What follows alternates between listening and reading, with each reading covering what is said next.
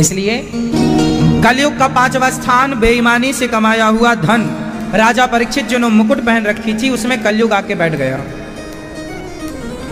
वो जरासंध की मुकुट थी, राजा परीक्षित के सिर पे कलयुग बैठा, बुद्धि भ्रष्ट हो गई। बेईमानी से जो पैसा, अच्छा ईमानदारी से कमाया हुआ पैसा बढ़िया है कि बेईमानी से?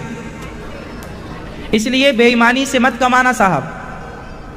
बेईमानी से पैसा कमाओगे, धन्ना सेठ तो हो जाओगे, पर वो पैसा तुम्हें सुख शांति नहीं देगा। वो पैसा तुम्हें सिवाय कष्ट के, सिवाय बीमारी के, सिवाय दुख के कुछ ना देगा। इसलिए पहले के लोग ज्यादा सुखी थे क्योंकि ईमानदारी का पैसा था, कम था, ईमानदारी का था, मेहनत का था। आज ज्यादा पैसा है, बेईमानी का है, इसलिए सुख नहीं है। पैसा ज्यादा है, सुख नहीं है। और हर आदमी आजकल धन्ना सेठ बनना चाहता है, चाहे कैसे भी मिल जाए, चोरी करके, बेईमानी करके। लोग तो आजकल चप्पल तक चुरा लेते हैं। उन्हें लगता चप्पल भी ना खरीदनी पड़े। हाँ या ना? आप लोगों की भी कभी ना कभी चप्पल चोरी हुई होगी। फिर देखो सब परेशान है चप्पल चोरों से। कौन है ये बेईमानी कर रहे हैं। अब बताओ ये सुखी होंगे? चप्पल चुराने वाले, मोबाइल चुराने वाले, चैन चुराने। चलो आपने चुरा भी लिया, 10-5 लाख रुपया का चोरी भी कर ली, तो इससे क्या होगा? यदि होना होता तो सारे चोर धन्ना सेठ हो जाते। बेईमानी का लाखों हो और ईमानदारी का 1 रुपया बहुत। इसलिए कोशिश करिए कि हम ईमानदारी की नमक रोटी खाएं, बेईमानी का 56 भोग ना खाएं। हाँ या ना? ईमानदारी, ईमानदारी बहुत अच्छी चीज है। बेईमानी से बचो, ईमानदारी की ओर बढ़ो। श्री भगवान की पावन कथा, जब आप राजा परीक्षित जी को श्राप लगा, शुकताल में चले गए। राजा परीक्षित जी को सुखदेव भगवान ने कथा सुनाई। 7 दिन में मरने का श्राप लगा, तब उन्हें भागवत सुनवाई गई। सच्चिदानंद रूपाय विश्वोत्पत्त्यादि हेतवे तापत्रय विनाशाय श्रीकृष्णाय वयं नुमः। सच्चित आनंद बराबर सच्चिदानंद। भगवान कैसे हैं, ये यहां से भागवत जी स्टार्ट हो रही हैं। भगवान कैसे हैं? सत्य चित आनंद, सच्चिदानंद। ईश्वर सत्य है, ईश्वर चित स्वरूप, प्रकाश स्वरूप है, ईश्वर आनंद के सागर हैं, जो विश्व की उत्पत्ति, पालन, संहार करने वाले हैं। ऐसे भगवान को, राधा सहित श्री कृष्ण को हम नमस्कार करते हैं। मेरे संग बोलो आप सब लोग। सच्चिदानंद रूपाय विश्वोत्पत्त्यादि हेतवे तापत्रय विनाशाय श्रीकृष्णाय वयं नुमः। यं प्रव्रजन्तमनुपेतमपेतकृत्यं द्वैपायनो विरह कातर आजुहाव। पुत्रेति तन्मयतया तरवो विनेदुस् तं सर्वभूतहृदयं मुनिमानतोऽस्मि।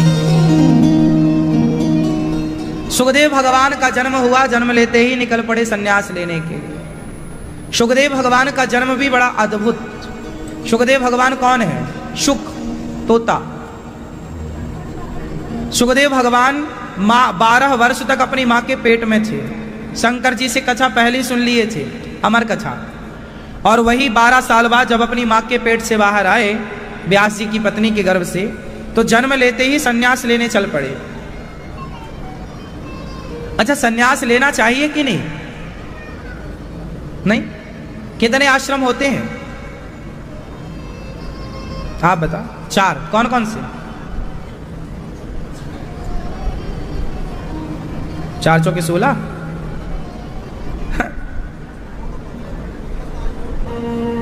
और मैया चार आश्रम कौन कौन होते हैं? ओ भैया, चार आश्रम कौन? टोपी वाले भैया बताएंगे चार आश्रम। अच्छा, दो टोपी लगी हैं। चार आश्रम कौन कौन होते हैं? ये टोपी वाले भैया, व्हाइट टोपी। नहीं, सुनो। पहला आश्रम ब्रह्मचर्य, दूसरा गृहस्थ, तीसरा वानप्रस्थ, चौथा सन्यास। चौथा, जिसमें कि सन्यास सिर्फ ब्राह्मण ले सकता है। इसलिए क्षत्रिय वैश्य ये क्या करेंगे? ये वानप्रस्थ आश्रम में जाएंगे। ये सन्यास नहीं, राम जी ने सन्यास नहीं लिया। अर्जुन ने बोला कि मैं सन्यास ले लेता हूं, मैं युद्ध नहीं करता। भगवान ने डांटा, तू क्षत्रिय है, तेरा धर्म सन्यास लेने का नहीं है। सन्यास सिर्फ ब्राह्मण ले सकता है, और ब्राह्मण को सन्यास लेना भी चाहिए। चारों आश्रमों का पालन सिर्फ ब्राह्मण के लिए है। क्षत्रियों के लिए 3 आश्रम का पालन है, ब्रह्मचारी रहो, गृहस्थ रहो और वानप्रस्थ। वानप्रस्थ मतलब गृहस्थी पूरी हो जाने के बाद तीर्थों में जाके बेटा बेटी से मन हटाकर केवल भगवान में मन लगाना चाहिए, आराधना ईश्वर की। ये वानप्रस्थ आश्रम है। अब वन में तो आप जा नहीं सकते, क्योंकि वन रहे नहीं। वन विभाग वाले वहीं से मार मार के भगा देंगे। इसलिए वानप्रस्थ आश्रम एक समय है, एक टाइम है। गृहस्थ में रहो। गृहस्थ में कितने साल रहना चाहिए? ये चारों आश्रम कितने कितने साल के हैं? वर्ष कितना? 25, 25 साल ब्रह्मचारी रहो। 25 साल मतलब 25 साल की आयु में आपका विवाह हो जाना चाहिए, लगभग 25 साल के पहले ही। 25 साल में लड़की लड़का का विवाह हो जाए, 25 साल के अंदर विवाह हो जाना चाहिए। आजकल जो 30-30 साल के लड़का लड़की बैठे शादी नहीं कर रहे हैं, ये सही है कि गलत है? हाँ हाँ, लड़के लड़की कर नहीं रहे शादी। क्यों नहीं कर रहे हैं? क्योंकि लिव इन में रह रहे हैं, जरूरत ही नहीं उन्हें।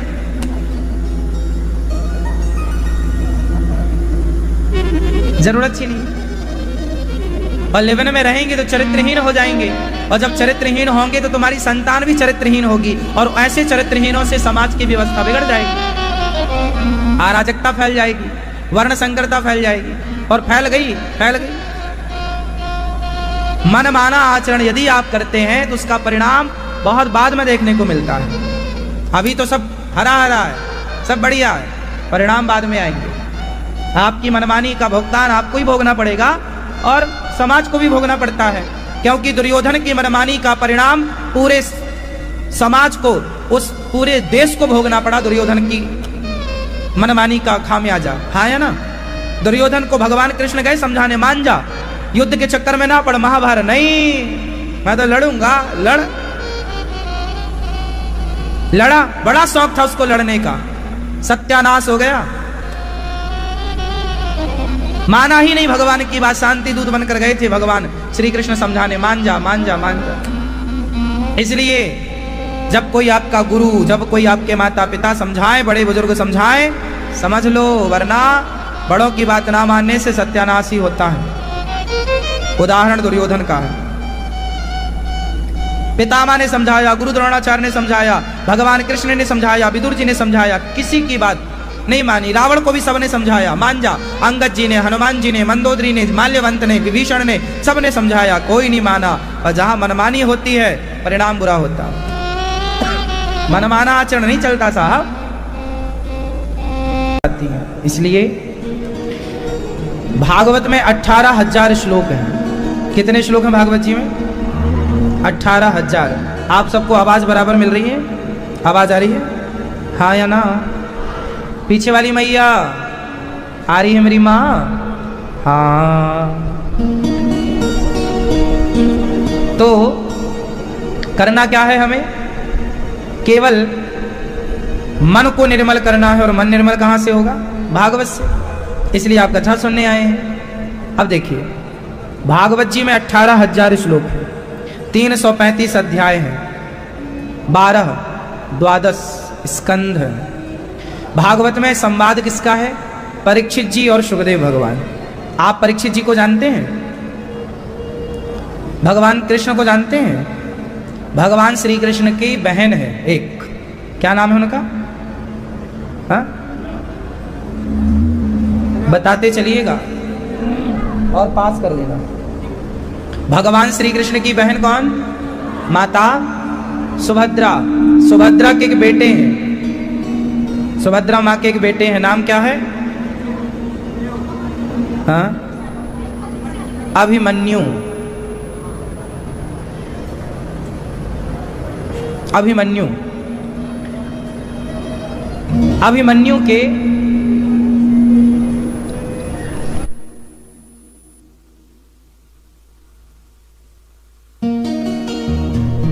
तो अभिमन्यु जो है ना,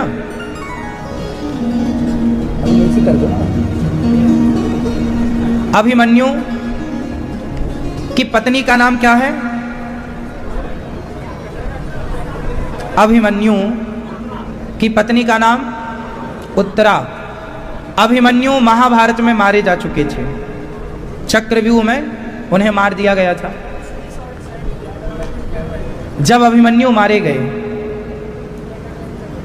तो अभिमन्यु की पत्नी उस समय गर्भवती थी, और अभिमन्यु की पत्नी से जो बालक उत्पन्न हुआ, उस बालक ने जन्म लेते हुए परीक्षण किया चारों ओर, क्योंकि अभिमन्यु जब गर्भ में, अभिमन्यु के बालक परीक्षित जब गर्भ में थे मां के, तो अश्वत्थामा ने उन्हें मारने के लिए ब्रह्मास्त्र चला दिया था। क्या चला दिया था? ब्रह्मास्त्र। तो ब्रह्मास्त्र से उनकी रक्षा भगवान कृष्ण ने की थी, भगवान श्री कृष्ण ने उनकी रक्षा की। तो पेट में ही उन्होंने भगवान का दर्शन कर लिया था, क्योंकि रक्षा करने भगवान गर्भ में गए। तो अभिमन्यु पुत्र परीक्षित जी पेट में ही भगवान का दर्शन। तो जब उनका जन्म हुआ तो वो भगवान को ढूंढने लगे कि कहां गए वो जो पेट में दिखे थे मां के। तो जन्म लेते ही परीक्षण करने लग गए, इसलिए उनका नाम पड़ा परीक्षित। उनका नाम परीक्षित क्यों पड़ा? क्योंकि जन्म लेते ही उन्होंने क्या किया? परीक्षण किया, परीक्षण किया। जन्म लेते ही ढूंढने लग गए। इसको जहां की तहां नीचे रखो, है ना? तो भगवान तुरंत हटा दो।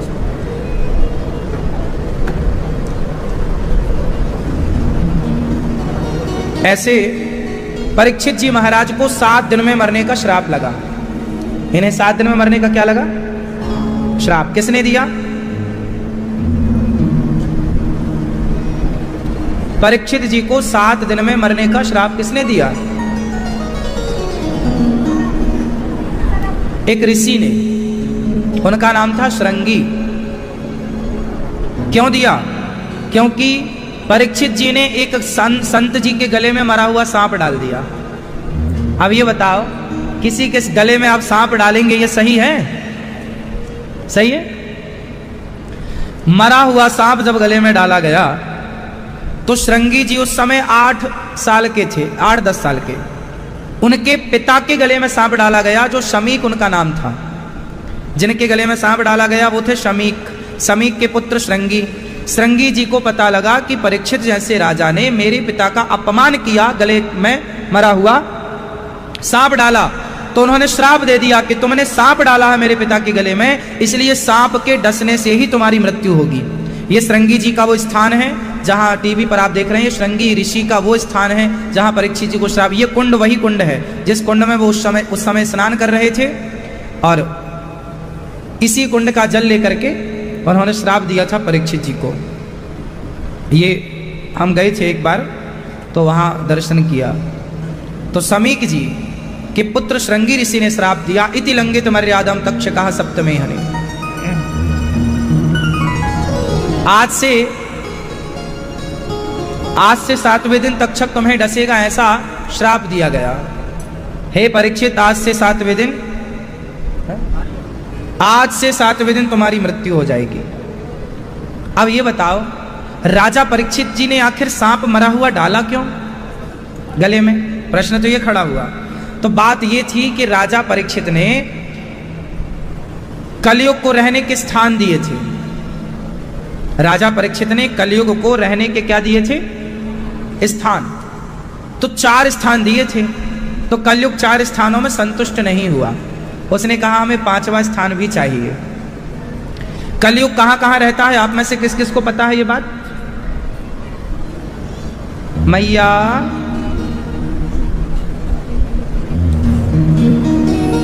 किस किस को पता है कलयुग कहां कहां रहता है?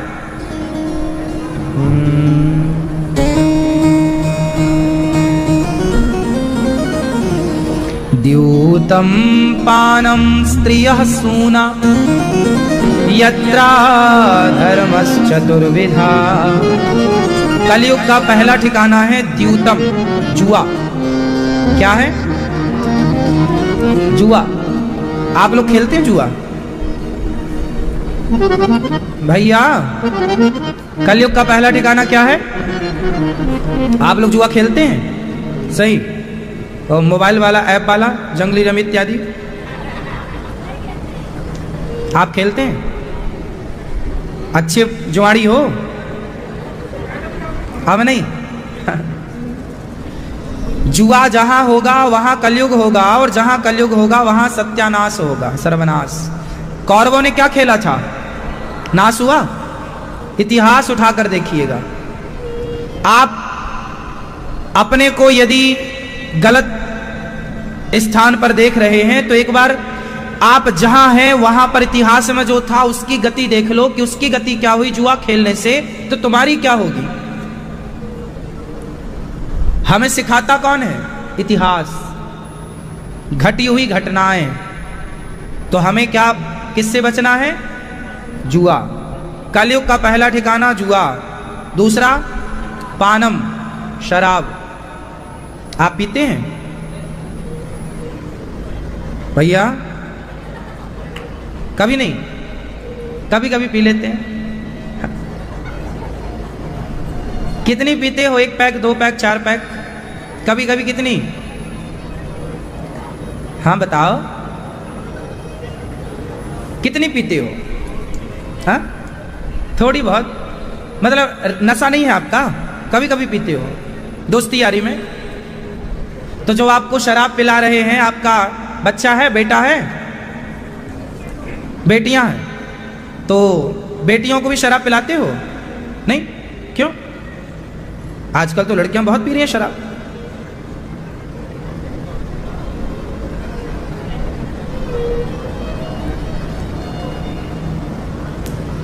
कोई बेटियों से ये कहेगा कि तुम्हारा बाप तो शराबी है, अच्छा लगेगा? इसलिए बेटियां शराब पीने लग जाएं, बेटे शराब पीने लग जाएं, सही है? गलत है ना? तो आप भी तो किसी के बेटे हो। और जो आप कहते हो ना महाराज जी हम कभी शराब पीते थोड़ी हैं, दोस्ती यारी में कभी कभी पी लेते हैं। जो आपको शराब पिलाएं वो दोस्त है ही नहीं, वो तो दुश्मन है आपके जो शराब पिला रहे हैं। दोस्त तो होते तो शराब पिलाते क्यों? यदि कोई आपका दोस्त है तो वो आपको बुरे रास्ते पे जाने ही क्यों देगा? क्यों? यदि वो आपका दोस्त है तो वो आपको बुरे रास्ते पर क्यों जाने दे? यदि जाने दे रहा है, फोर्स करता कि नहीं जी 1 पैक मार लो, इसका मतलब वो दोस्त नहीं है। वो कौन है? वो दुश्मन है। समस्या ये है कि आज हम लोग ये नहीं पहचान पा रहे हैं कि हमारा दोस्त कौन है और हमारा दुश्मन कौन है। आप इतना भी पहचान लो तो आपका कल्याण हो जाएगा। आज जितने भी बच्चे शराब पी रहे हैं ये दोस्ती यारी में ही तो पी रहे हैं। कोई इनका बाप थोड़ी पिला रहा है इनको शराब, माँ थोड़ी पिला रही है, बहन थोड़ी पिला रही है, इन्हें दोस्त ही तो पिला रहे हैं। और याद रखना, दुर्योधन ने शकुनी से दोस्ती कर ली। दुर्योधन ने शकुनी से दोस्ती की और अर्जुन ने श्री कृष्ण से दोस्ती की। बताओ किसने डुबाया और किसने पार लगाया? आपकी दोस्ती ही आपको पार लगाएगी या आपको डुबाएगी। आपकी दोस्ती जिम्मेदार है आपको पार लगाने में और आपको डुबाने में। अच्छे दोस्त होंगे तो पार, और यदि नालायक मिल गए तो वो तो डूबेंगे आपको भी। तो आप सावधान, मैं तो आपके हित की बोल रहा हूं। मान लो तो आपका, ना मानो तो आपका। तो कलयुग का पहला ठिकाना जुआ, दूसरा मैया, सुन रही हो न माँ, आवाज आ रही है क्या? हाँ? कलयुग का पहला जुआ, दूसरा स्थान शराब। शराब ना पीना। एक आदमी मेरे से बोला, महाराज जी आप भी पिया करो। हाँ। हमने कहा हम तो पीते ही है। बोले कौन सी वाली? हमने कहा तुम्हारी वाली कितने घंटे चढ़ती है? बोले हमारी वाली तो आप पियोगे 12 घंटे उतारी नहीं उतरेगी। हमने कहा तुम्हारी वाली तो बस 12 घंटे में उतर जाएगी, पर हमारी वाली पी लोगे ना तो एक बार चढ़ाने के बाद जन्म जन्म तक ना उतरेगी साहब। जब तक सांस है तब तक तो गारंटी है। बोले कौन सी है? हमने कहा जाम पर जाम पीने से क्या फायदा, रात बीती उतर जाएगी। हरि नाम का जाम पी ले बंदे, तेरी जिंदगी सुधर जाएगी। पीना है तो कृष्ण नाम का प्याला, राम नाम का प्याला, है ना? संत लोग क्या पीते हैं? भगवान नाम का प्याला, राम नाम का प्याला। और आप लोग मदिरा पीते हो। जो स्वाद भगवान के भजन में है, भगवान के नाम में है, भगवान की कथा में है। अब देखो यहां 3 घंटे देखो, कोई 500 किलोमीटर दूर से आया है, कोई 1000 किलोमीटर दूर से। जितने लोग बैठे हैं, कोई 200 किलोमीटर दूर से है, कोई 1000 किलोमीटर दूर से है, कोई 500 किलोमीटर दूर से है, कोई 2-2 हजार किलोमीटर दूर से भी आए हैं। जानते हो काहे के लिए? ये 3 घंटे डूब जाते हैं नशे में। कौन से नशा में? कथा का नशा है ने, भगवान के धाम का नशा है ने, भगवान के नाम का नशा है ने। ये नशा देखो 3 घंटे डुबा देता है। कोई नुकसान नहीं है इसका, साइड इफेक्ट कुछ भी नहीं। जबकि शराब पीने वालों का घर देख लो, पत्नी का मंगलसूत्र बेच बेच के पी गए शराब शराबी लोग, हाँ या ना? इसलिए द्यूतम पानम स्त्रियः, स्त्रियः मीन्स चरित्रहीनता। चरित्रहीनता सबसे बुरी है। स्त्री चरित्रहीन ना हो और पुरुष चरित्रहीन ना हो। यदि कोई चरित्रहीन हुआ तो उसका सर्वनाश निश्चित है। रावण क्या हो गया?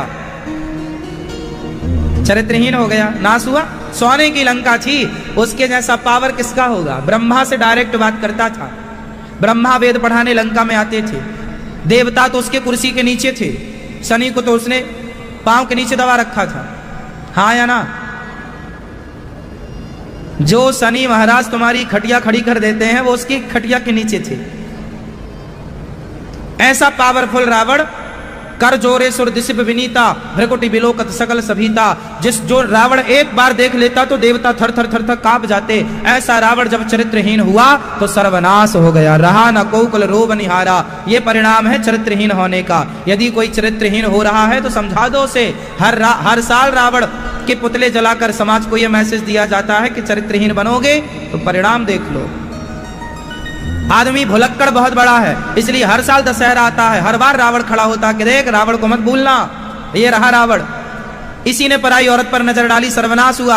अब तुम डाल रहे हो, तुम्हारा क्या होगा देख लो। बात समझ में आ रही है? तो आप में से किसी का किसी से चक्कर वक्कर तो नहीं है? यदि है तुरंत आई लव यू वापस ले लो अपना।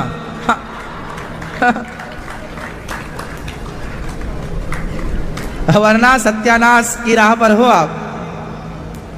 इसका कोई ऑप्शन नहीं है ना दूसरा कि सत्यानाश ना हो महाराज कुछ कम में काम चलेगा। नहीं नहीं, सत्यानाश ही काम होगा।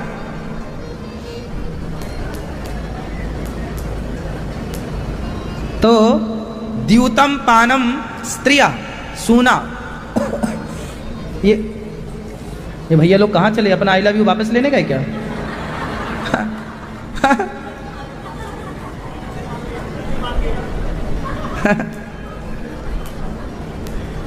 स्त्रियः सूना। सूना मतलब मांस, अंडा, मछली, मुर्गी, बकरा, बकरी। आप लोग खाते हो अंडा? कितने खा जाते हो रोज? कभी कभी खाते हो, 1-2 अंडा खाते हो। और मुर्गी? साल में 1-2 बार मुर्गी खा लेते हो। और मछली? मछली भी खा लेते हो। और बकरा? बकरा भी कभी कभी खा। और गाय, भैंस, आदमी? बड़ी कृपा की आपने कि आदमियों को छोड़ दिया है। बाकी तो सब चलता है ना, बकरा बकरा सब खा लेते हैं, आदमी नहीं खाते। आप कब शुरू करोगे? बड़ी दया की आपने भैया, छोड़ दिए इंसानों को। अच्छा ये बताओ, ये मांस मांस खाना सही है? फिर काहे खाते हो? इतने बुद्धिमान हो तो।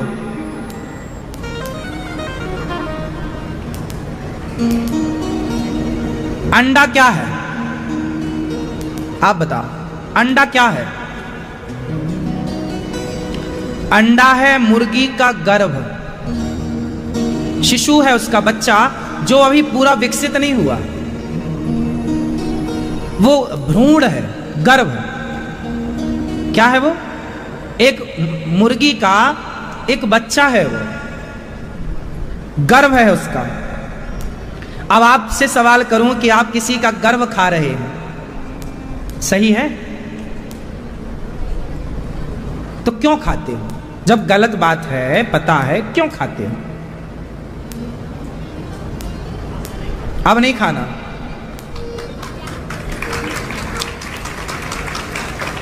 किसी का गर्भ, किसी का बच्चा, मछली पकड़ने वाला एक पैना सा कांटा लेता है और कांटे में एक मांस का टुकड़ा लगाता है और उसे पानी में डाल देता है। मछली आती है या उसमें आटा लगा देता है, वो खाद्य पदार्थ कुछ भी लगा सकता है, कांटे में लगाता है। मछली तो बेचारी मछली है, आई और खाई, तो सोचिए वो कांटा उसके गले में घुस जाता है और फिर उसे पकड़ के वो आदमी उस कांटे को, कई लोग तो कांटा घुसे रहने देते हैं और पानी में उस मछली को तड़पने देते हैं, घंटों वो मछली तड़पती है। हाँ या ना? अब वो मछली जब जिसके गर्दन में ये कांटा चुभा है और वो पानी में ना वो मर पा रही है और ना वो जी पा रही है, अब वो क्या प्रार्थना करती होगी मन से विधाता से, हे विधाता इतना दर्द क्यों दिया? ये दर्द है या नहीं? देखो किसी को मारना है तो एक बार में मार दो, पर ये तो तड़पा तड़पा के मारना हुआ। हाँ या ना? अब बताओ, वो इतना तड़पी अपने जीवन के लिए और आप उस मछली को खाए तो कौन से स्वर्ग में जाओगे आप? कौन सा पुण्य हुआ आपसे? क्या आपके पास रोटियां नहीं थी, चावल नहीं था, बादाम नहीं थी, फल नहीं थे, क्या नहीं था? ऑप्शन में है ना ये सब। गेहूं को आप खाइए, गेहूं तो बना ही हमारे लिए, चावल खाइए, बादाम खाइए, फल खाइए, ये बना ही हमारे लिए। कुछ लोग कहते हैं कि इसमें भी तो जान होती है। अच्छा भाई, गेहूं जो होता है उसमें जब किसान की फसल, गेहूं की फसल पक जाती है, उस पौधे की डेथ हो जाती है खेत में। समझना, कोई भी फसल जब किसान देखता है कि पौधे की डेथ हो गई, नेचुरल डेथ होती है, मीन्स सूख जाता है पौधा, तब ना किसान काटता है। फसल पक गई, विचार करो, फसल क्या हो गई? जोर से, पक गई। पक गई मीन्स नेचुरल डेथ हो गई। हाँ या ना? धान पक गई मतलब वो उसका हरापन खत्म हो गया और वो डेथ हो गई ना उसकी। अब किसान क्या करेगा? काटेगा। ऐसी गेहूं है, ऐसी दालें हैं, सब नेचुरल डेथ होती है तब किसान फसल काटता है। बोलो हाँ। लेकिन बकरा आप खाते हैं, मछली खाते हैं, तो क्या वो नेचुरल डेथ है? उत्तर दो। नहीं है, उसे मारा गया है। जबकि गेहूं के अंदर जान है, वो हमारे प्राणों की रक्षा के लिए ईश्वर ने बनाया है। वो तड़पता नहीं, वो चीखता नहीं, चिल्लाता नहीं, वो हमारे लिए ही। जैसे शेर मांस खाए तो जायज है उसके लिए, वो जानवर है। कुत्ता मांस खाए जायज है उसके लिए, बिल्ली मांस खाए जाए, वो जानवर है। आप जानवर हैं क्या? आप इंसान हैं।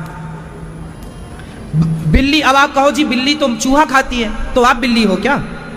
कुत्ता तो सब खाता, आप कुत्ता हो क्या? भाई सबके अपने अपने बनाया ना विधाता ने। सुअर क्या खाता है? गंदगी खाता है। सुअर मांस नहीं खाता, समझो। सुअर को ईश्वर ने क्या खाने के लिए बनाया है? गंदगी। कुत्ता बिल्ली क्या खाते हैं? मां। गाय क्या खाती है? चारा। मतलब हर जीव का ईश्वर ने तय कर रखा है ना विधान कि तुम्हें क्या खाना है, और वही खाता है। आप गाय को मछली परोसिए, गाय नहीं खाएगी। आप सुअर को मछली डालो, सुअर नहीं खाएगा, हाँ या ना? हाँ या ना? फिर जब ये लोग जानवर होकर अपना धर्म नहीं बदलते खाने पीने का, तो तुम इंसान होकर अपना धर्म क्यों बदल रहे हो खाने पीने का? तुम्हारे लिए दाल चावल सब्जी रोटी बनी है, फल बने, 56 भोग बना है तुम्हारे लिए। क्या बना है? क्या बना है? 56। अब आप कहोगे जी लंदन के लोग तो खाते हैं, अमेरिका के लोग, जापान के, पेरिस, चाइना के लोग खाते। अरे वो चाइनीज हैं, वो वहां के हैं, वो भारतीय नहीं है। हमारा कल्चर, हमारी संस्कृति शुद्ध शाकाहार की संस्कृति। आप ही बताइए कौन सी संस्कृति श्रेष्ठ है, मांसाहार की या शाकाहार की? शाकाहार वही करता है जो बुद्धिमान होता है, मांसाहार वो करता है जो मूर्ख होता है, क्योंकि मांस मूर्खता से मिलता है। शाकाहार के लिए विवेक चाहिए। गेहूं बोया जाएगा, विधिवत उसकी कटाई होगी, किसान बुद्धिमान है। हम नहीं बो सकते खेत में, बोओगे तुमसे होगा, उसका पहले नॉलेज होता है। जबकि मांसाहार तो मार दो किसी को, चुपके से खा लो। भाई मांसाहार जानवरों के लिए है, और जो मांसाहार करता है वो इंसान की श्रेणी में नहीं है, भले 2 हाथ पांव वाला है, जानवर की श्रेणी में है। आप बताइए मांसाहारी को आप जानवर मानते हैं या इंसान मानते हैं? इंसान के रूप में वो शैतान है। रावण कोई राक्षसों टाइप का थोड़ी था, उसके भी 2 हाथ 2 पांव थे। 10 सिर का मींस, 10 सिर का मतलब है कि 10 विचार वाला था रावण, 10 प्रकार की बात करता था रावण, इसलिए 10 सिर। लेकिन उसके कर्म राक्षसों जैसे थे, इसलिए समाज उसे राक्षस कहती है। रावण के कर्म कैसे थे? जोर से, राक्षसों जैसे, इसलिए लोग क्या कहते हैं? राक्षस। आप क्या हैं? आप क्या हैं? इंसान।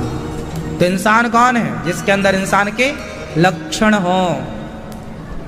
मैया सुन लो मेरी मां।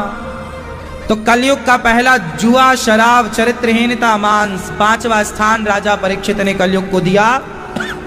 तो आज से कितने लोग मांस नहीं खाएंगे? हाथ उठा लो। आप खाते हो मांस? अब नहीं खाना। अब हाँ, ये भैया पक्के हमें चेला मिल गए, अब नहीं खाएंगे।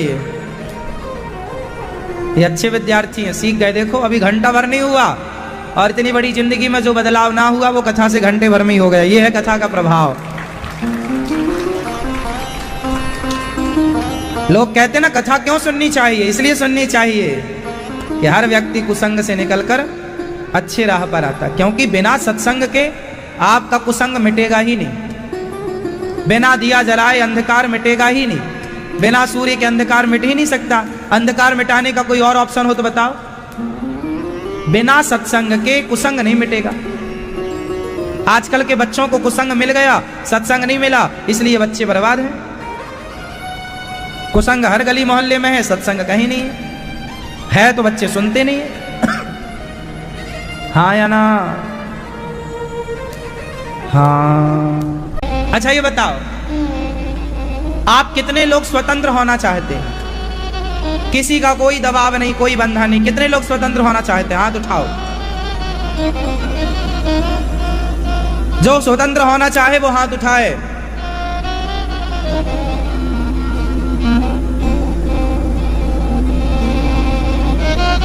आप चाहते हैं स्वतंत्र होना? तो हाथ उठाओ यदि स्वतंत्रता चाहते हो तो, और नहीं चाहते तो मत उठाओ।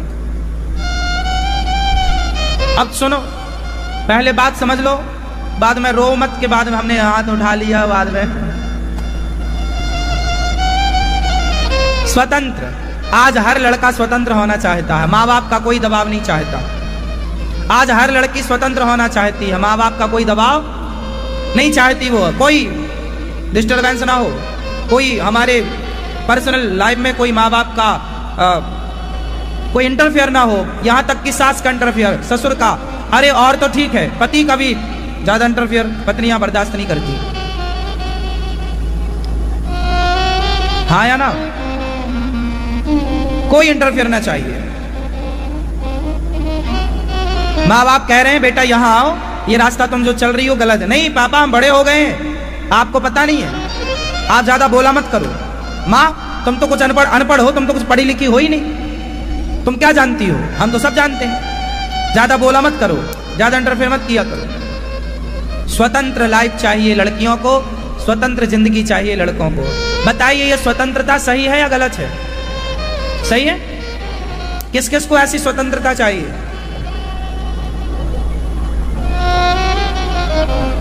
तो सुनो, रावण स्वतंत्र था या राम स्वतंत्र थे? कौन कौन स्वतंत्र था? आप बताओ। राम और रावण में स्वतंत्र कौन था? कौन? जोर से। रावण स्वतंत्र था। स्वतंत्र था इसलिए किसी की भी पत्नी चुरा लेता था, जबकि राम स्वतंत्र नहीं थे। राम मर्यादा की संस्कारों की बेड़ियों में बंधे हुए थे। यदि आपके बेटा बेटी, यदि आपकी औलाद स्वतंत्र हो गई, आप स्वतंत्र हो गए, तो रावण बन जाओगे। और यदि मर्यादा के बंधन में रहे तो वो मर्यादा तुम्हें राम बनाएगी। और सुनो, माता सीता और सूर्पनखा, इन दोनों में कौन स्वतंत्र है? जोर से। कौन स्वतंत्र है? सूर्पनखा स्वतंत्र है। स्वतंत्र है, जो अच्छा लगता है उसे आई लव यू कह देती है।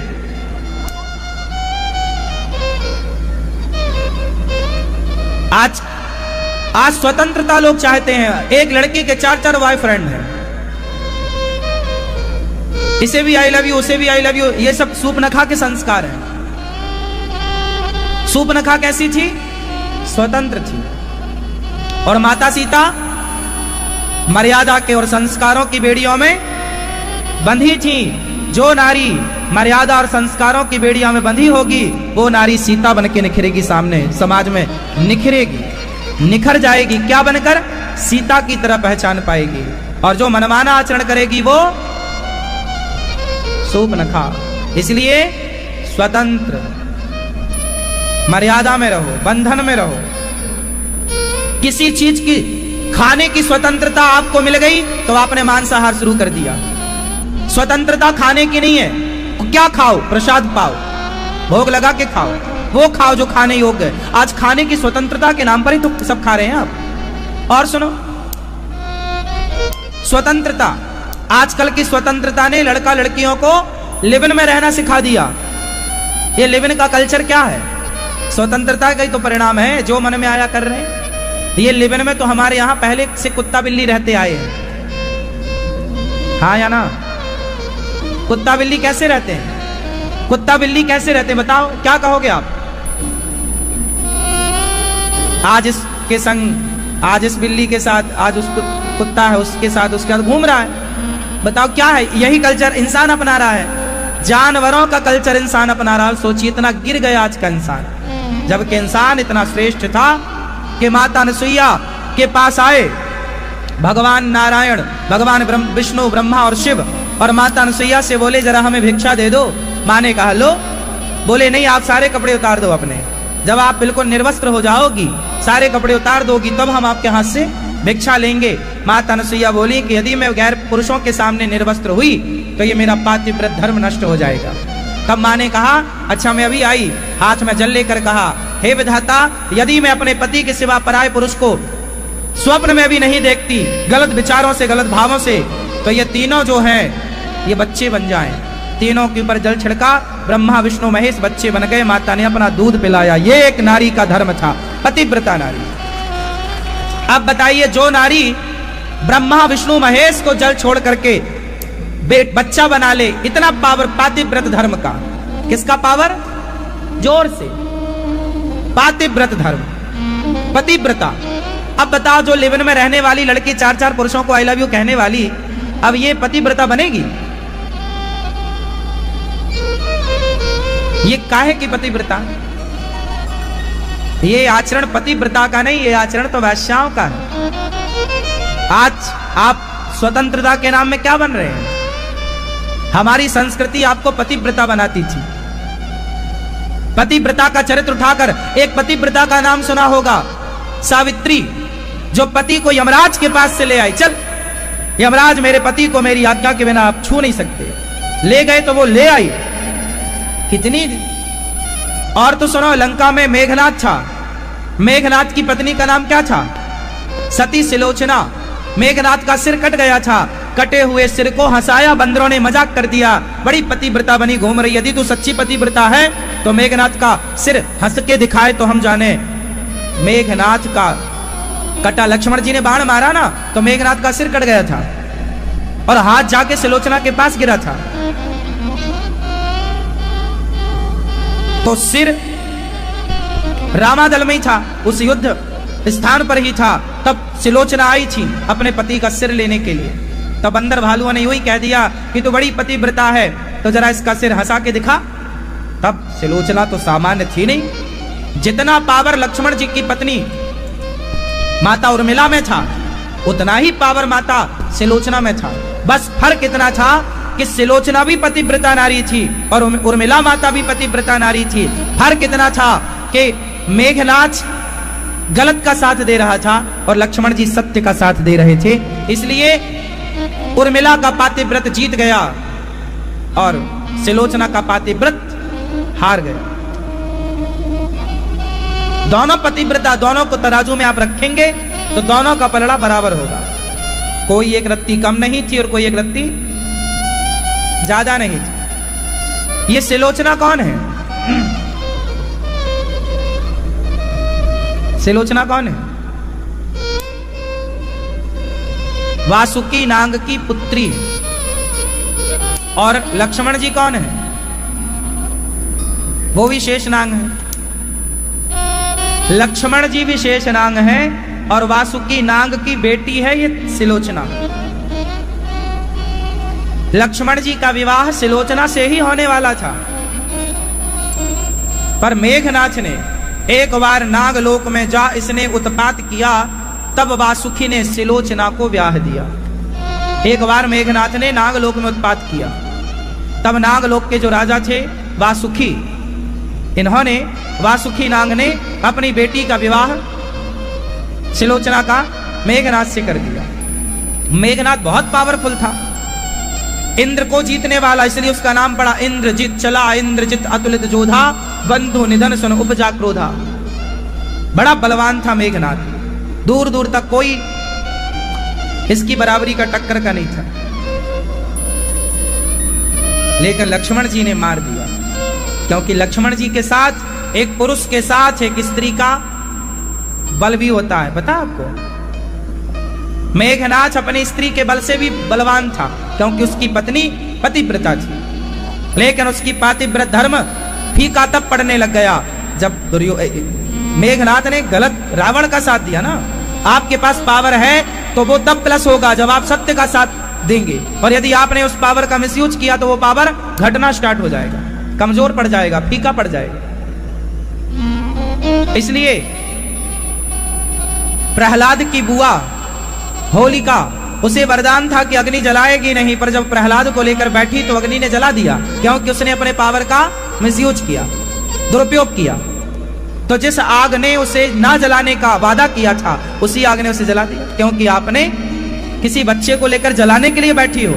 आपको वरदान इसलिए मिला था कि कोई जल रहा हो तो आप उसे बचाओ, हेल्प करो दूसरों की, ये थोड़ी कि किसी को जला ही डालो। पावर का जब जब जिसने दुरुपयोग किया तो खत्म हुआ वो पावर, नाश हुआ। इसलिए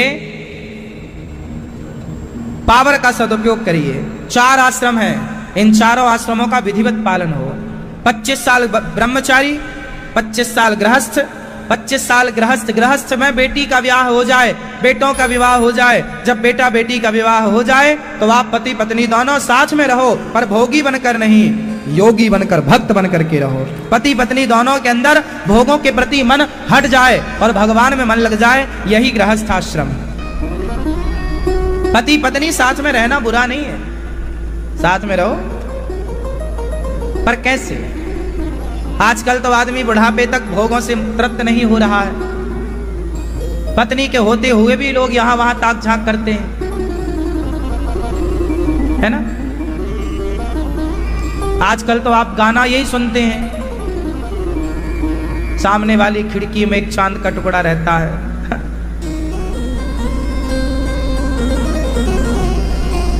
पुराने लोग सुनते तो थे।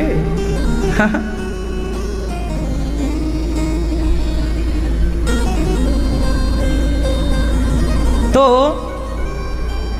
बस यही है कि आप बच जाएं हर बुराई से। समाज में इतनी बुराइयां हैं कि आप जरा सा ढील देंगे अपने आप को तो आपका मन आपको बुरा बना देगा। इसलिए मन को ढीला मत छोड़ो, मन को कस के रखो। ए मन, कहां जा रहा है? कंट्रोल। मन को समझाओ, मन के हारे हार है, मन के जीते जीत। मन ही मिलावत राम से, मन ही करत फजीत। मैया, ओ पंचायती मैया, कर लो मेरी मां पंचायत। तो मन के हारे हार है और मन के जीते, पूरा खेल किसका है? इसलिए अपने मन को पकड़ के रखो। Control, controlling power. वो ड्राइवर अच्छा होता है जो गाड़ी को टाइम पर कंट्रोल कर लेता है दुर्घटना होने से पहले। कंट्रोलिंग पावर नहीं है तो वो ड्राइवर कैसा? आप ड्राइवर हैं अपने शरीर के, अपने इंद्रियों के। आपके अंदर यदि कंट्रोलिंग पावर नहीं है तो फिर आप कच्चे ड्राइवर हैं। साधु लोग क्या करते हैं? साधु लोग सारी जिंदगी, बहुत सारे संत ब्याह नहीं करते और बिना विवाह के भी वो भगवान की आराधना में। क्यों? आपकी तो पत्नी है होने के बाद भी आप पड़ोसन को देख रहे हैं। आप मतलब जो देख रहे हैं उनके लिए बोल रहे हैं, अपने को मत समझ लीजिएगा। जो भैया सो रहे हो, सुनो। साधु संतों की तो एक भी पत्नी नहीं, वो बिना पत्नी के भी अपने मन को सबसे हटाकर ईश्वर में लगाए और पूरी जिंदगी गुजार भी दी। स्वामी विवेकानंद जी जैसे, तुलसीदास जी, सूरदास जी। तुलसीदास जी का विवाह हुआ, पत्नी ने कह दिया कि जितना प्यारा, अभी नया नया ब्याह था, पत्नी में इतना दिल आ गया था कि वो पत्नी ससुराल मायके चली गई तो तुलसीदास जी भी पीछे चले गए, सांप पकड़ के उसके कमरे में चले गए रस्सी समझ के। पत्नी ने क्या बोल दिया कि जितना प्यार हमसे करते हो इतना भगवान से करते तो कल्याण हो जाता। बस इतनी सी बात थी। इतनी सी बात पर तुलसीदास जी पलट कर कभी देखे नहीं। इतना मन कंट्रोल, ये पावर किसका था? मन का। यदि मन कच्चा होता तो पत्नी 100 जूता मारती तो भी आदमी पत्नी के तलवे चाटता है। पत्नी कड़वे वचन बोलती है तो तुलसीदास जी संत हो गए। आपकी पत्नी ने तो ना जाने कितनी बार बोला होगा, आप तो ना भाई संत। हाँ या ना? क्योंकि तुलसीदास जी का मन उनके कंट्रोल में था और आपका मन आपके कंट्रोल में। आपकी पत्नी आपको डांट देती, चुप बैठा रहे, शांत रहे, फिर भी आप मेरी प्यारी मेरी प्यारी। ठीक भी है, अच्छा है। बेटा अपने बाप की तरफ देखता तक नहीं, अपना कमा रहा है, खा रहा है और बाप रो रहा, महाराज जी हमारा बेटा बात नहीं करता। नहीं करता तो अच्छा ही तो है। अब क्या करोगे बात बेटे से करके? अब बात भगवान से करने का टाइम आया ना। भगवान से कब करोगे? तुम्हारा बेटा बहुत अच्छा भी हो तो बताओ इससे लाभ क्या है? बेटे में मन लगेगा तो तुम्हारी दुर्गति होगी कि सदगति? इसलिए बेटा बेटी में 50 साल के बाद मन ना लगाओ, यही समझदारी है। अच्छे हो बेटे फिर भी मन प्रभु में लगे। लेकिन आप बेटा डांट रहा है, गालियां दे रहा है, मार रहा है बाप को, फिर भी बेटा बाप बेटे की तरह, पोता पोती की तरह भाग रहा है। ये क्या है? ये मूर्खता है, यही है मोह। 100 जूते खा के भी आदमी घर पे जूते खाने के लिए पड़ा है। इसके अंदर वैराग्य नहीं हो रहा। क्यों? क्योंकि इसका मन इसके कंट्रोल में। ये पूरा फसाद की जड़ ये मन है। तुम्हारा मन कंट्रोल में नहीं है ना, इसलिए 100 जूते खा के भी तुम वहीं पड़े हो दलदल में। तुम्हारे अंदर वैराग्य हो ही नहीं रहा है।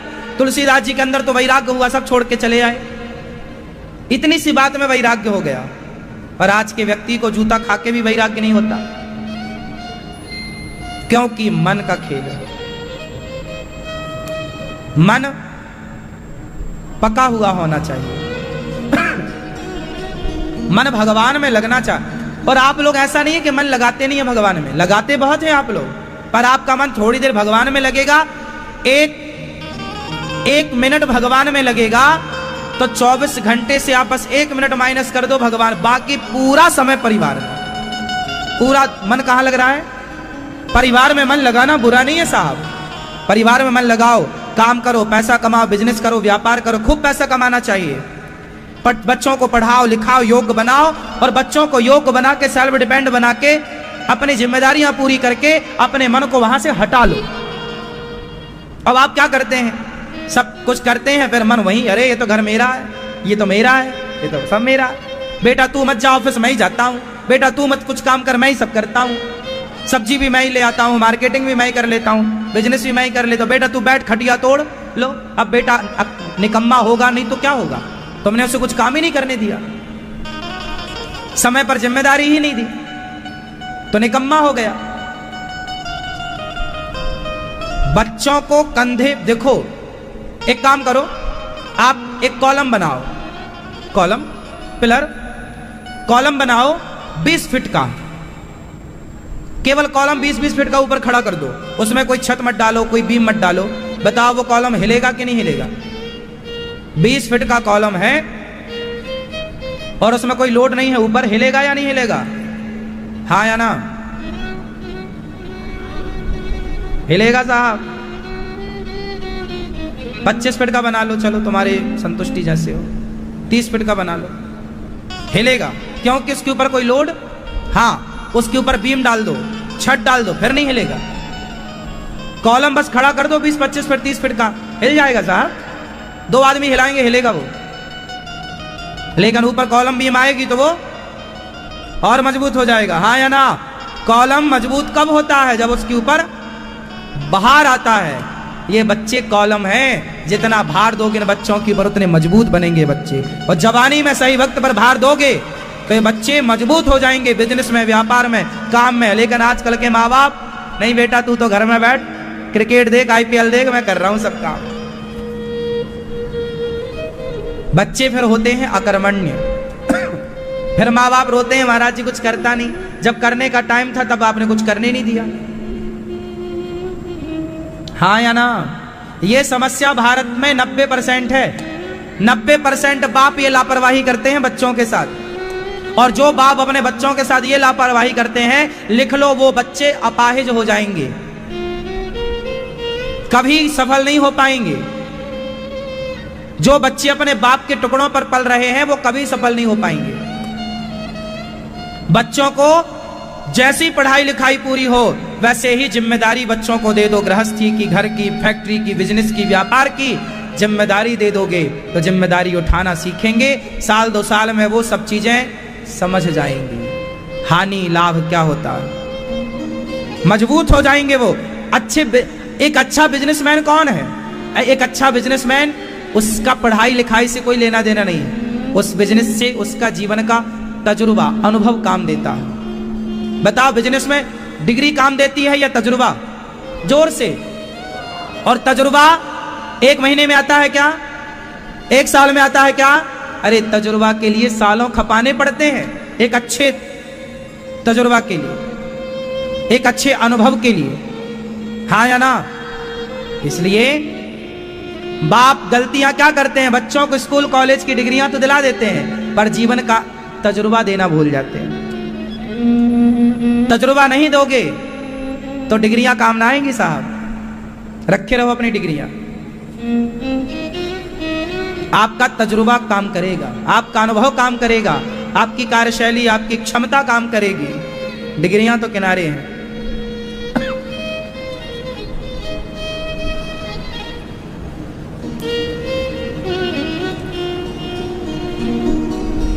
इसलिए हमारी एक एक बात आपके काम की है, संभल जाइएगा, समझ लीजिएगा। सुखदेव भगवान का जन्म हुआ सीधा सन्यास लेने के लिए, क्योंकि सन्यास घर परिवार में वो उलझना नहीं चाहते थे। उन्हें लगा कि उलझ गए तो फिर सुलझना बड़ा कठिन है। ये संसार मकड़ी का जाल है, एक बार कोई उलझ जाए सुलझता नहीं है। अशांति है जीवन में। क्यों? क्योंकि जीवन में लोगों के अंदर मन में कंट्रोल, ये कंट्रोलिंग पावर चाहिए मन की। कंट्रोलिंग पावर होगी तो जीवन में सब कुछ अच्छा होगा। हाँ, 88,000 ऋषि बैठे थे।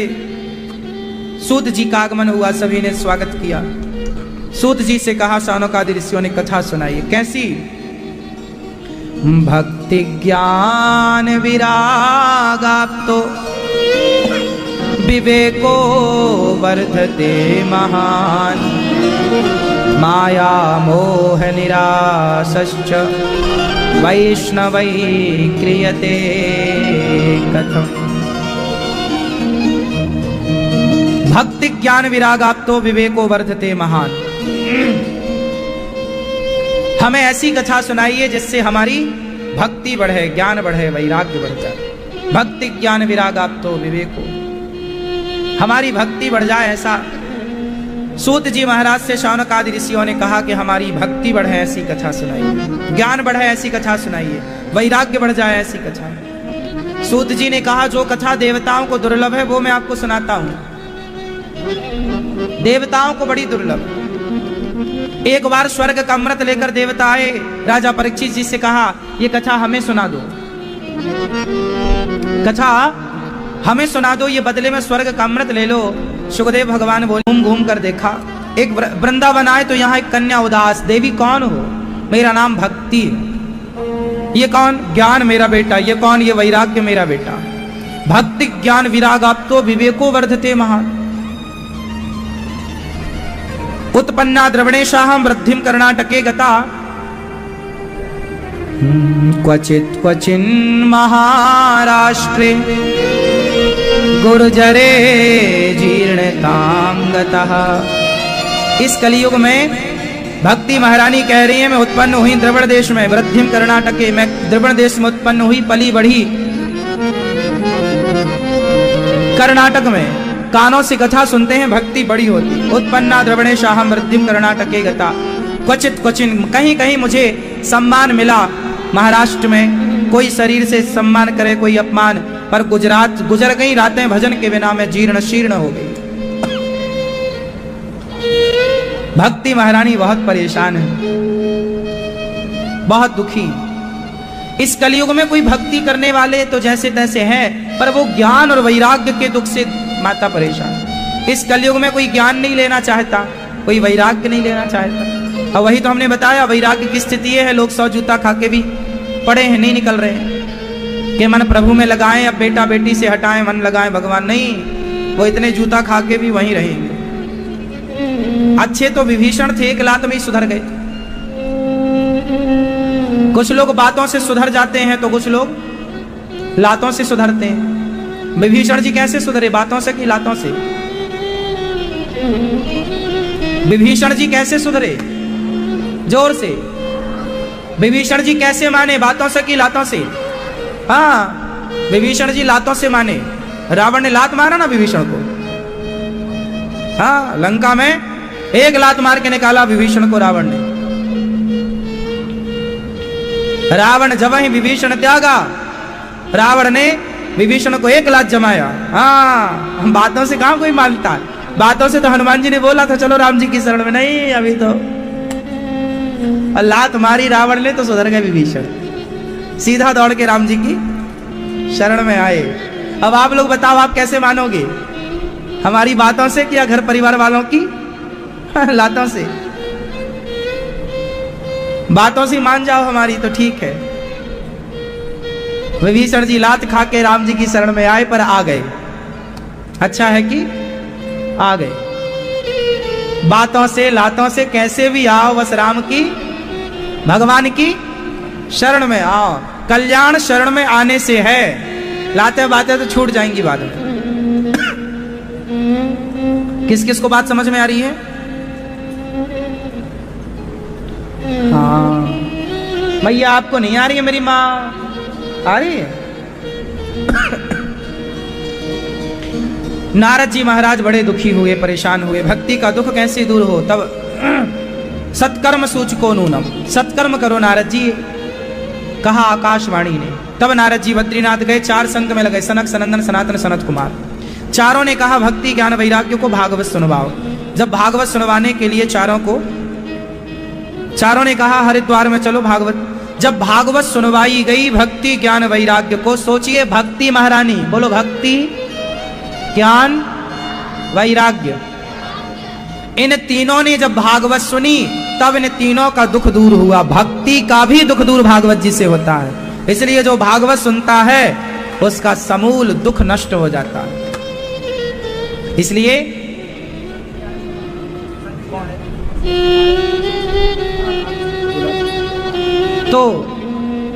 तो भागवत सुनना चाहिए। जैसे अभी यहाँ पोथी पाठ चल रहा है, आपने अपने पितरों के लिए, पूर्वजों के लिए बिठाया है। हमारे श्री लड्डू गोपाल जी भागवत सुन रहे हैं। आपका नाम लड्डू गोपाल जी, भगवान जी के नाम से करा रहे हैं। वाह, आपका नाम क्या है फिर? है? अच्छा, सुंदर,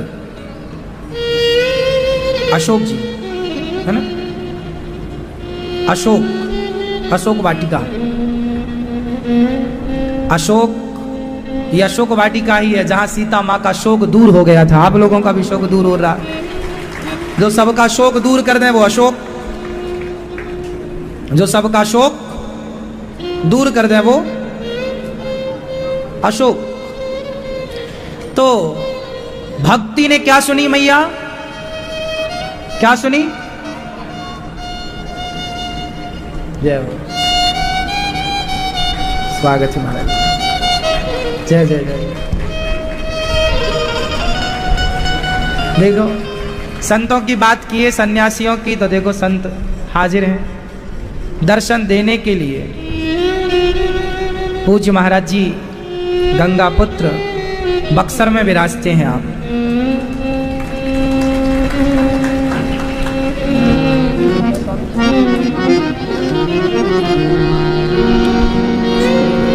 बोलिए संत भगवान की जय, गौरी गोपाल भगवान की जय।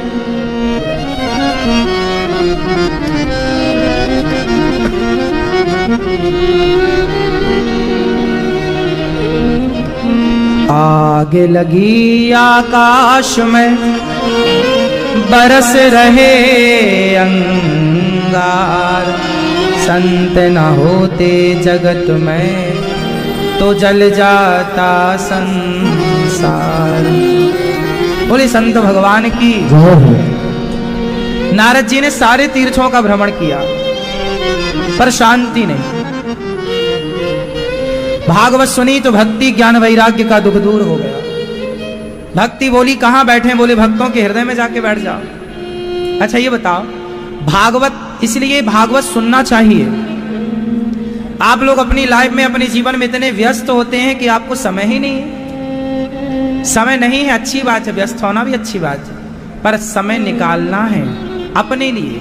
आप जब भागवत सुनते हैं तो आप समाज पर, परिवार पर उपकार नहीं, आप खुद पर उपकार करते हैं। भागवत सुन के खुद पर आप खुद अपने आप को दुर्गति से बचाते हैं। इसलिए भागवत सुननी चाहिए। अभी भागवत जी 28 अप्रैल से फिर भागवत जी के पाठ होंगे। आप भी भागवत जी की पोथी पाठ से जुड़िएगा। प्रिय भक्तों, भक्ति ज्ञान वैराग्य का दुख दूर तो हुआ। अब नारद जी ने कहा महाराज, कोई पापी व्यक्ति भागवत से तर जाए आश्चर्य नहीं, क्या कोई पुण्यात्मा भी भागवत से तरेगा? पुण्यात्मा तर जाए आश्चर्य नहीं, क्या कोई पापी से महापापी भागवत से तरेगा? हाँ, पापी हो पुण्यात्मा हो, ये मान वह पाप कृतस्तु सर्वदा सदा दुराचार रता विमार्गिगाः क्रोधाग्निदग्धः कुटिलाश्च कामिनः सप्ताह यज्ञेन कलौ पुनन्ति ते। कितना भी बड़ा पापी हो, भागवत सुनता है तो तर जाता है। कोई पापी तरा? हाँ, एक पंडित जी थे, नाम आत्मदेव। आत्मदेवः पुरे तस्मिन् सर्ववेद विशारदाः। आत्मदेव नाम के एक पंडित जी थे, सभी वेदों के परम ज्ञाता। पत्नी का नाम था धुंधली। आत्मदेव जी के पास सब कुछ था, धन धान्य सब, एक चीज की कमी, पुत्र नहीं था। क्या नहीं था मेरी माँ? बेटा। बेटा, और जिसके बेटा नहीं होता वो बहुत परेशान हो जाते हैं बेटा। अच्छा, परेशान कोई क्यों होता है? क्योंकि इच्छा है। अच्छा, जिसके बेटा नहीं है और उसे बेटा चाहिए भी नहीं, इच्छा भी नहीं है, वो परेशान होगा? बोलो। क्योंकि परेशान बेटे से बेटा होने से या बेटा ना होने से परेशानी नहीं है, परेशानी है इच्छाओं के होने से। बेटा नहीं है तो बहुत लोगों के बेटा नहीं होता, मीराबाई के बेटा नहीं है, लेकिन आपके बेटा नहीं है तो आपको इच्छा है कि बेटा होता, और ये जो इच्छा है बेटा होता, ये इच्छा आपको दुख दे रही है। बेटे के ना होने से आप दुखी नहीं है, बेटा ना होने का जो इच्छा है वो इच्छा खाए जा रही है। अच्छा, जिनके बेटा है उनकी इच्छा है कि बेटा मेरे हिसाब से चले, मेरी आज्ञा का पालन करे। अब बेटा आज्ञाकारी नहीं है, नालायक है, तो भी वो लोग रो रहे हैं, दुखी है, क्योंकि बेटा उनकी इच्छा के अनुसार नहीं चलता। तो जिनके बेटा नहीं है उनकी इच्छा है कि हो जाए, ये इच्छा है, और जिनका है उनकी ये इच्छा है कि ये मेरे हिसाब से चले। तो कुल मिला के दोनों जगह दुख का कारण इच्छा है। हाँ या ना? मैया समझ में आ रही है? कुल मिलाकर कारण कौन है दुख का? इच्छा। यदि आप विचार करो कि आपके अंदर कोई इच्छा ना हो, बेटे की, बेटी की, पैसे की, जमाने की, कोई इच्छा ही नहीं है, तो बताओ फिर आप दुखी हैं? दुखी हैं? आप अब एक सवाल आपसे उत्तर दीजिएगा, दुखी कौन है? जिसकी इच्छाएं ज्यादा है वो, या जिसकी कोई इच्छा नहीं है वो? कौन दुखी है? जिसकी इच्छाएं नहीं है। जिसकी इच्छा है, किसी भी चीज की इच्छा हो सकती है, जिसकी इच्छा है वो दुखी है, और जिसकी कोई इच्छा नहीं, इस संसार में सबसे सुखी वही है। आप कितने लोग सुखी होना चाहते हैं? हाथ उठा लो। सुखी होना चाहते हो तो आप अपनी इच्छाओं को खत्म कर दीजिए। चाह गई चिंता मिटी, मनवा वे परवाह, जिसको कछु ना चाहिए सो ही साहनशाह। सबसे बड़ा आदमी वो जिसे कुछ नहीं चाहिए, और सबसे गरीब वो जिसे बहुत कुछ चाह। जहां है वहां दुख है, इच्छा ही नहीं, हमारी कोई इच्छा ही नहीं। इसलिए संत लोग गाते हैं, वाह वाह रे मौज फकीरा की, कोई इच्छा नहीं। पेड़ की छांव में सो जाते हैं, जमी पर लेट जाते हैं, सिराना हाथ रखते हैं। हम तो अपना तकिया बिस्तर हमेशा साथ रखते हैं। दुखी वो है जिन्हें महल बनाने हैं, दुखी वो है जिन्हें महलों में रहने की इच्छा है। जो घास की झोपड़ी में, उन्हें महलों की इच्छा ही नहीं, वो खुश। हाँ या ना? हाँ मैया, आपकी इच्छा है कि मेरे पास एक रानी हार और आ जाए, बस पड़ोसन के पास है, मेरे पास और आ जाए। आप दुखी हो क्योंकि आपको हार की हो। पुरुषों को मेरे पास ये गाड़ी हो, ये बंगला हो, ये हो, एक, जबकि आपके पास है पर और होना चाहिए। ये और की जो चाह है, यही तो आपको दुख देती है। और ये इच्छाओं को पूरी करते करते आप पूरे हो जाते हैं, पर आपकी इच्छाएं पूरी, किसी की इच्छाएं पूरी हुई हो तो नाम बताओ। रावण की इच्छाएं हो गई पूरी, तुम्हारी हो जाएंगी। इसलिए इच्छाओं के गुलाम क्यों बने हो? इच्छाओं को ही निकाल कर फेंक दो, और जिस दिन इच्छाओं का त्याग कर देंगे, इस संसार के सबसे सुखी व्यक्ति आप होंगे। पर यह बात कितनी सरल है सुनने में, कितनी सरल है कहने में, लेकिन इसे जीवन में उतारने में जन्म लग जाएंगे। हाँ या ना? इसलिए ज्ञान की कमी आप लोगों के पास थोड़ी है जो हम। मित्रों, आशा करता हूँ कि यह धार्मिक शिक्षाप्रद कथा आप लोगों को अवश्य पसंद आई होगी। अगर आप लोगों को यह कथा पसंद आई हो तो इस कथा को लाइक करें और अधिक से अधिक लोगों को शेयर भी करें, जिससे कि वे भी इस शिक्षाप्रद उत्तम कथा को सुनकर अपने जीवन को सुखी एवं सामर्थ्य बना सकें। मित्रों, अगर अभी तक आप लोगों ने हमारे चैनल को सब्सक्राइब नहीं किया है तो तुरंत सब्सक्राइब कर लें, जिससे कि नोटिफिकेशन के माध्यम से आप लोगों को हमारे नए नए वीडियोस शिक्षाप्रद कथाएं तुरंत प्राप्त हो सके और आप उसको सुन करके अपने जीवन को सुखी बना सकें। तो कल फिर किसी नए धार्मिक कथा को लेकर के आप लोगों के समक्ष फिर से प्रस्तुत होंगे। तब तक के लिए राम राम।